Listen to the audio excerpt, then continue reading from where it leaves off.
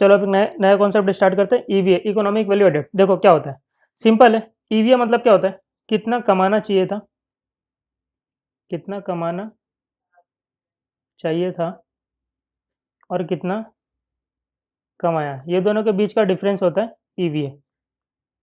बस इतना सही, ये ईवीए खत्म हो गया। ईवीए सही में सर, ऐसे इतना इतना, हाँ सही, इतना सही और कुछ नहीं है। देखो सिंपल सी बात है, कितना कमाना चाहिए था। देखो कोई कंपनी होती है तो कंपनी में पैसा कहाँ से आता है, एक तो आता है इक्विटी से, एक आता है डेट से, ठीक है। इक्विटी वाले को कुछ पैसा कमा के देना है हमको, डेट वाले को कुछ पैसा कमा के देना है। कुछ पैसा मतलब जितना उनका कॉस्ट होगा वो कमा के देना है, ठीक है। तो यहाँ पे कुछ कमा के देना, यहाँ पे कुछ कमा के देना है। तो ये लोग ने जो पैसा डाला है कंपनी में, इक्विटी और डेट का जो पैसा लगा हुआ है, इसको हम लोग इंग्लिश में क्या बोलेंगे, इन्वेस्टेड कैपिटल। इसी को बोलेंगे ना इन्वेस्टेड कैपिटल। और इनको जो कमा के देना चाहिए मतलब इनका कॉस्ट, इनका कॉस्ट। तो इसका कुछ कॉस्ट होगा, इसका कुछ कॉस्ट होगा, तो दोनों का कॉस्ट को ऐड कर देने का। हाँ, अमाउंट में पता चलता है तो ऐड कर दो, नहीं अमाउंट में पता चलता है तो क्या करोगे, जो इसका कॉस्ट को क्या ही बोलते हैं, इसके कॉस्ट को कॉस्ट ऑफ डेट बोलते हैं, ठीक है। इसके ऊपर क्या करो, ये लोग का वेट्स मार दो, weights of equity, weights of debt, कितना परसेंट इक्विटी कितना परसेंट डेट है, ठीक है। तो कॉस्ट का उतना परसेंट इक्विटी का खर्चा है, कॉस्ट ऑफ डेट का उतना, डेट का जितना परसेंट है वो डेट का खर्चा है। तो इससे क्या निकलेगा आपका वेटेड एवरेज को, average of cost of capital, ये कुछ परसेंटेज रहेगा, ठीक है। तो जो भी इन्वेस्टेड कैपिटल है इस पे आपको इतना कम से कम कमाना चाहिए था, weighted average cost of capital कमाना चाहिए था। तो ये मैंने निकाला, कमाना कितना चाहिए था, कितना कमाना चाहिए था, इंग्लिश में बोलेंगे तो इन्वेस्टेड कैपिटल जो भी है, इन्वेस्टेड कैपिटल है जो, उसके ऊपर कम से कम आपको weighted average cost of capital, जितना भी कॉस्ट है इतना आपको कम से कम कमाना चाहिए था। कितना कमाया, कितना कमाया मतलब क्या होता है, ये देखो यहाँ पे स्टार मार दिया, यहाँ पे आ जाओ। सेल्स, यही तो होता है इनकम स्टेटमेंट, तो कमाया हुआ सेल्स माइनस उसमें से क्या करेंगे, ऑपरेटिंग एक्सपेंडिचर। तो आपका क्या आ जाएगा, ईबीआईटी आ जाएगा। इसमें से आप इंटरेस्ट को माइनस कर दो, आपका आ जाएगा अर्निंग बिफोर टैक्स। इसमें से आप टैक्स को माइनस कर दो, अर्निंग आफ्टर टैक्स। अब देखो इसमें से सर क्या लेने का, देखो सिंपल सी बात है, earning before interest and tax में से मैं टैक्स को माइनस करूंगा क्या, अगर यहाँ पे मैं निकाल रहा हूँ ये कमाया, तो उसमें से इंटरेस्ट को माइनस करूंगा क्या, नहीं माइनस करूंगा। क्यों माइनस नहीं करूंगा, सिंपल सी बात है। देखो यहाँ पे इक्विटी और डेट वाले बैठे हुए, ठीक है, समझ लो दोनों मिला के बोल रहे कि 500 रुपया कमाना चाहिए था, ठीक है। दोनों, उसमें से डेट का 100 रुपया, इक्विटी का 400 रुपया, दोनों मिलकर बोल रहे कि 500 रुपया कमाना चाहिए था, ठीक है। इतनी बात समझ में आती है मुझे। मैंने यहाँ पे कमाया, ईबीआईटी मेरा आया 500, ठीक है, ईबीआईटी मेरा आया 500। इंटरेस्ट मैंने माइनस किया, डेट का इंटरेस्ट कितना है, 100 रुपीज़ है, आ गया 400। अब टैक्स जो भी हो समझ लो, ठीक है। अब समझ लो, अगर मैं ऐसा बोलूँ, यहाँ पे मैं अगर कंपेयर करूँ, मुझे बोल रहे लोग 500 कमाना चाहिए था, और मैं ईबीटी ले लूँ, इंटरेस्ट के बाद वाला फिगर लूँ, यहाँ पे बोलूँ मैंने 400 कमाया। अभी टैक्स को इग्नोर करते एक टाइम के लिए, सिर्फ समझा रहा हूँ, ठीक है, कि कौन सा फिगर लेना चाहिए, ईबीआईटी लेना चाहिए कि ईबीटी लेना चाहिए। लोग बताते नहीं है, लोग को समझ में नहीं आता कि इंटरेस्ट क्यों माइनस नहीं कर रहे, ठीक है, बता रहा हूँ यहाँ पे क्यों नहीं माइनस करते। यहाँ पे मैं बोल रहा हूँ मैंने 400 ही कमाया, भाई मैंने 400 नहीं कमाया, इंटरेस्ट यहाँ पे ये बोल रहा है कि 400 प्लस डेट वाला भी बोल रहा है 500 कमाना चाहिए था।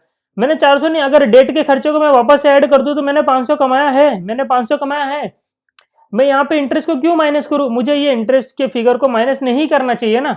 मैंने जब यहाँ पे ये इंटरेस्ट के फिगर को मैं माइनस नहीं करूंगा, मैं 500 बोलूंगा, मैंने 500 कमाया। अरे मैं कंपेयर ही कर रहा हूँ, डेट वाला वहां पे बैठा हुआ है, डेट वाले का ऑलरेडी खर्चा यहाँ पे है, यहाँ पे कमाना चाहिए था, मैं डेट वाला खुद बैठा हुआ है। तो मैं कमाया, मैं कितना कमाया तूने भाई, कितना कमाया, तो मैं डेट वाले के खर्चा को थोड़ी माइनस करूंगा इंटरेस्ट को।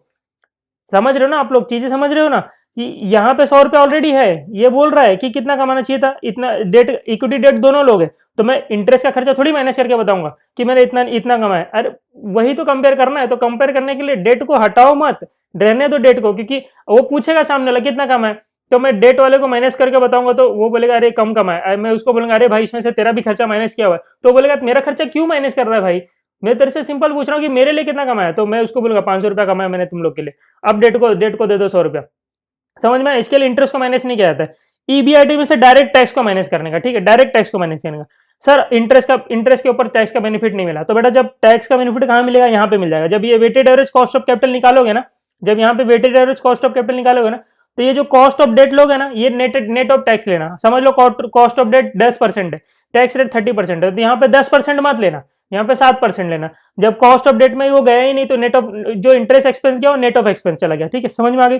मतलब यहाँ पे 100 नहीं आएगा, यहाँ पे -30%, 70 ही दिखेगा आपको, समझ रहे, ये कॉस्ट ऑफ डेट। इसके लिए यहाँ पे KD 1 - T करते, KD 1 माइनस टी का मतलब क्या होता है, के डी। हाँ, के डी 1 माइनस टी का मतलब होता है के डी 1 माइनस टी, 1 माइनस 0.3 मतलब 0.7। के डी को 70% ले लिया हम लोग ने, समझ में आ रहा है, तो वो नेट ऑफ टैक्स ले लिया। तो इसके लिए के डी में से 1 माइनस टी होता है, और ये निकालते समय इसमें से इंटरेस्ट नहीं माइनस होगा, क्योंकि इंटरेस्ट ऑलरेडी यहाँ पे बैठा हुआ है, कितना कमाना चाहिए था वो कंपेयर कर रहा हूँ उससे मैं, तो इंटरेस्ट इसके लिए मैं लेस नहीं करूंगा, ईबीआईटी में से डायरेक्ट टैक्स को माइनस कर दूंगा। तो सर इसको क्या बोला जाएगा, इसको बोला जाएगा net operating profit after tax.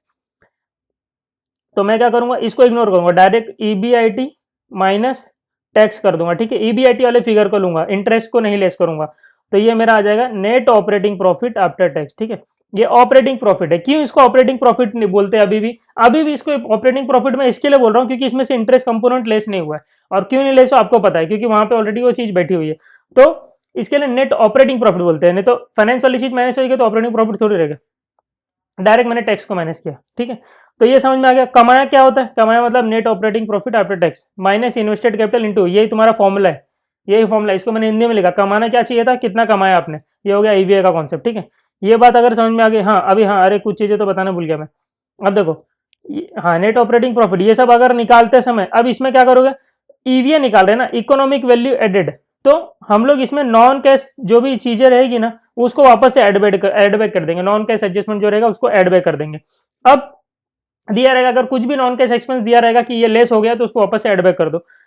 अब इससे हमको पता चलेगा कि net operating profit after tax कितना हमने कमाया और कितना कमाना चाहिए था। अगर ज्यादा कमाया तो तुमने वैल्यू ऐड किया शेयर होल्डर्स लोग के लिए, तो वो आ जाएगा तुम्हारा पॉजिटिव है, तो इकोनॉमिक वैल्यू ऐड हुआ है। अगर निगेटिव है मतलब इकोनॉमिक वैल्यू, तुम तो अपने अपने लोगों का पेट नहीं भर पा रहे हो, तो फिर और क्या एक्स्ट्रा क्या कमा रहे हो, तुम इक्विटी वालों को, डेट वालों को पैसा नहीं दे पा रहे हो, तो फिर क्या ही कमा रहे हो, ठीक है।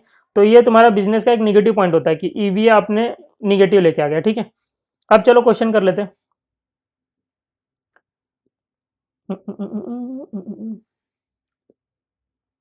क्वेश्चन नंबर 10, चलो देखो क्वेश्चन नंबर 10 क्या बोल रहा है, RST limited current financial year income statement is net income after tax 25 lakh. देखो ये टैक्स के बाद का इनकम दिया हुआ है, तो ये तो हमको लेना नहीं है, ठीक है। हमको क्या करना है, टैक्स के पहले, उसके ऊपर भी इंटरेस्ट के पहले वाला चीज लेना है, इंटरेस्ट के बाद वाला भी नहीं लेना है, ठीक है, क्योंकि इंटरेस्ट को माइनस नहीं करना हमको। अभी पूरा ज्ञान दिया इंटरेस्ट क्यों नहीं माइनस होता है।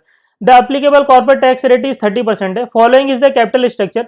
डेट देखो 40 लाख है, कूपन रेट 11%, मतलब डेट के ऊपर 11% का इंटरेस्ट जाएगा, ठीक है। इक्विटी शेयर कैपिटल 125 लेके, इन्वेस्टेड कैपिटल 165 लेके, ठीक है। इतनी बात समझ में आ गई। तो टोटल कैपिटल लगाया कितना गया, 165 लेख, 165 लेख के ऊपर WACC मार दो, weighted average cost of capital मार दो। Sir weighted average cost of capital कितना आएगा, इक्विटी का कॉस्ट निकाल लो, और डेट का कॉस्ट तो दिया हुआ 11%, बट 11% मत लेना, इसको नेट ऑफ टैक्स लेना, क्योंकि उसके ऊपर टैक्स का बेनिफिट मिलेगा, वहां पे इंटरेस्ट को हम लोग माइनस नहीं कर रहे इसके लिए, ठीक है। तो 11% आफ्टर नेट ऑफ टैक्स लेना, ठीक है। Following data is given to estimate cost of equity, cost of equity direct नहीं दिया हुआ है, तो इक्विटी बीटा का, इक्विटी बीटा दिया आरएसटी लिमिटेड का 1.36, रिस्क फ्री रेट दिया हुआ है, and average market risk premium excess of market return, तो वही बोल रहा है आरएफ माइनस आरएफ, ठीक है। रिस्क प्रीमियम दिया हुआ है 9%, जो अभी पहले कर रहे थे। तो हम लोग कॉस्ट ऑफ कैपिटल तो निकाल ही सकते हैं, सिंपल सी बात है। देखो आरएफ माइनस आरएफ बीटा हो गया, ठीक है। तो 8.5% आरएफ है, विदाउट रिस्क आप 8.5% तो कमा ही लोगे, बट आपको उसके ऊपर भी कमाना है, ठीक है, मार्केट रेट कमाना है। तो मार्केट रेट माइनस आरएफ मतलब आरएम माइनस आरएफ, आपको प्रीमियम कितना कमाना है, 9%, ये प्रीमियम दिया हुआ है, ठीक है, लिखा है यहाँ पे एक्सेस ऑफ रिटर्न, तो 9%, बट आपका बीटा तो 1.36, तो आपको 1.36 टाइम्स मिलेगा, तो 9 का 1.36 टाइम्स, ठीक है। 8.5% आपका, ये 9 का 1.36 टाइम्स कितना होता है, 9 इंटू 1.36, तो 12.24 प्लस 8.5 तो आपको मिलेगा, ये विदाउट रिस्क है, तो टोटल 20.74। तो कॉस्ट ऑफ इक्विटी आ गया 20.74, और कॉस्ट ऑफ डेट कितना 11% है, नहीं 11% मत लेना, हाँ 11% मत लेना, कितना लोगे 11% माइनस टैक्स, टैक्स रेट कितना है 30% है, तो 11, ये आपका खर्च देखो ना, ये यार मैं इसको देखो, यहाँ पे देखो प्रॉफिट एंड लॉस 11%, 40 लाख का 11% कितना होता है, बता दो चलो, 4.4 लैक्स। तो प्रॉफिट एंड लॉस में इंटरेस्ट जाएगा 4.4 लैक्स, ठीक है। तो आपका जो भी प्रॉफिट होगा वो 4.4 लैक्स से कम हो जाएगा, तो आपका इंटरेस्ट के वजह से जो प्रॉफिट आएगा वो कम आएगा, उसके ऊपर टैक्स उतना लगेगा, ठीक है। तो इंटरेस्ट की वजह से टैक्स कितना बच गया, मुझे सिंपल सी बात बताओ, 4.4 लैक्स के ऊपर ये इंटरेस्ट था, इसके ऊपर टैक्स कितना लगता था, अगर ये इंटरेस्ट यहाँ पे नहीं आता था, इसकी वजह से टैक्स तुम्हारा बढ़ जाता था, बट कितना बढ़ता था, 4.4 इंटू 30%, 4.4 इंटू 30%, 1.32, तो 1.32 का टैक्स बेनिफिट मिल गया, ठीक है। तो तुम्हारा नेट इंटरेस्ट कितना लग रहा है तुम्हारे जेब से, 4.4 माइनस 1.32, तुम्हारा नेट इंटरेस्ट 3.08 लग रहा है। अब ये बताओ कितना परसेंट है 40 का, 3.08 डिवाइड बाई 40 इंटू 100, 7.7%।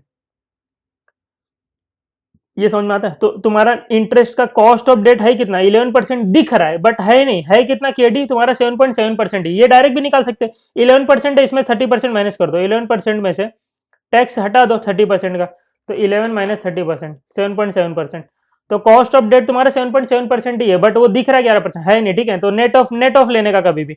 तो मैंने यहाँ पे देखो weighted average cost of capital अगर मुझे निकालना है तो सिंपल, कॉस्ट ऑफ इक्विटी मुझे पता है 20.74 है और कॉस्ट ऑफ डेट मुझे पता है 7.7 है, बट इसका वेट्स लेना है। तो वेट्स कैसे लेंगे, देखो टोटल कैपिटल इन्वेस्ट है 165, उसमें से 40 लाख तुम्हारा डेट का है और 125 लाख इक्विटी का है। तो इक्विटी कितना है 125 लाख आउट ऑफ 165, तो डिवाइड कर दोगे तो वेट्स आ जाएगा, और 40 लाख आउट डिवाइड बाय 165, तो ये आ जाएगा इसका वेट्स, ठीक है, केडी का।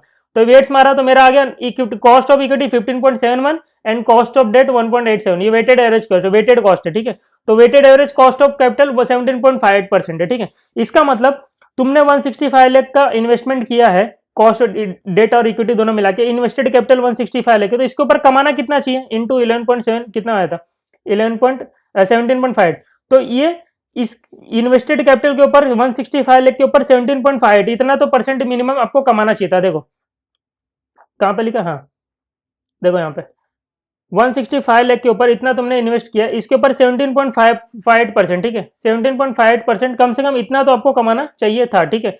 मतलब 29,700 इतना कमाना चाहिए था। तो मुझे ये पार्ट अभी तक पता चला कि कितना कमाना चाहिए था, ठीक है, इतनी बात समझ में आ गई। अब कितना कमाया तुमने वो देख लेते, देखो earning before interest and tax में से इंटरेस्ट माइनस करो, अर्निंग बिफोर टैक्स आ जाएगा, टैक्स माइनस करो, अर्निंग आफ्टर टैक्स आ जाएगा। तो क्या आपको अर्निंग आफ्टर टैक्स ही दिया हुआ है यहाँ पे, देखो यहाँ पे अर्निंग आफ्टर टैक्स दिया, इनकम आफ्टर टैक्स दिया 25 लाख, तो ये 25 लाख आपको दिया होता है अर्निंग आफ्टर टैक्स यहाँ पे, ठीक है।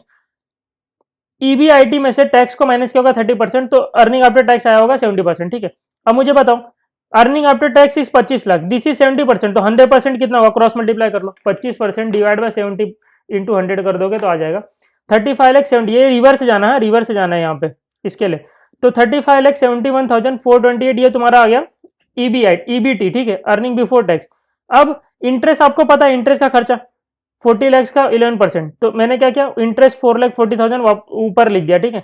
तो इधर से अब रिवर्स वापस से जाएंगे, तो earning before interest and tax पता चल गया 40 लाख 11,428, यही मुझे चाहिए था। मैं ये नहीं ले सकता, कितना कमाया मैं ये नहीं ले सकता 25 लाख, कितना कमाया मैंने इतना कमाया 40 लाख 11,428, क्यों नहीं ले रहे, इंटरेस्ट को क्यों नहीं माइनस कर रहे। सर इंटरेस्ट को माइनस कर देंगे तो ये तो ऑलरेडी यहाँ पे आ गया ना 165 लाख में 17.58% में तो ऑलरेडी कॉस्ट ऑफ डेट घुसा हुआ है, ठीक है। तो ये तो आ गया, इसमें कॉस्ट ऑफ डेट है ना, तो इतना मैंने कमाया 40 लाख। अब इसमें से टैक्स को डायरेक्ट माइनस करो, ईबीआईटी में से टैक्स को डायरेक्ट माइनस करो तो आ जाएगा तुम्हारा net operating profit after tax. तो आपने कमाया 28,08,000, आपको कमाना चाहिए था 29,07,000 रुपया। तो आपने क्या एक्स्ट्रा कमाया, नहीं आपने तो उतना भी नहीं कमाया, आपको कमाना चाहिए था 29 लाख बट कमाया 28 लाख। तो नेट क्या आया 92,700 निगेटिव आया। तो जब निगेटिव आया तो समझ लो ईवी निगेटिव, तो आप अपने लोग का पेट नहीं भर पा रहे हो, सिंपल सी बात है, ठीक है। सिंपल था, इसमें और कुछ था नहीं। मैंने क्या किया, कॉस्ट ऑफ इक्विटी निकाल लिया, फिर वेटेड कॉस्ट निकाल लिया, वेटेड कॉस्ट निकाल लिया तो सिंपल मुझे कितना कमाना चाहिए था। आपके दिमाग में ये क्लियर रहना चाहिए कि कमाना कितना चाहिए था, कमाना कितना चाहिए था, इसका मतलब जितना कॉस्ट ऑफ कैपिटल इंप्लॉय किया हुआ है, कॉस्ट ऑफ कैपिटल इंप्लॉयड नाम दे रहेगा, मतलब कैपिटल को कितना काम पे लगाएगा, इंप्लॉय किया हुआ है, ठीक है, या कोई इन्वेस्टेड कैपिटल बोलते, अलग अलग नाम है। तो cost of capital sorry capital employed बोलते हैं, ठीक है, कॉस्ट उसके ऊपर कॉस्ट ऑफ कैपिटल लगा दो, but weighted average cost of capital लगा दो।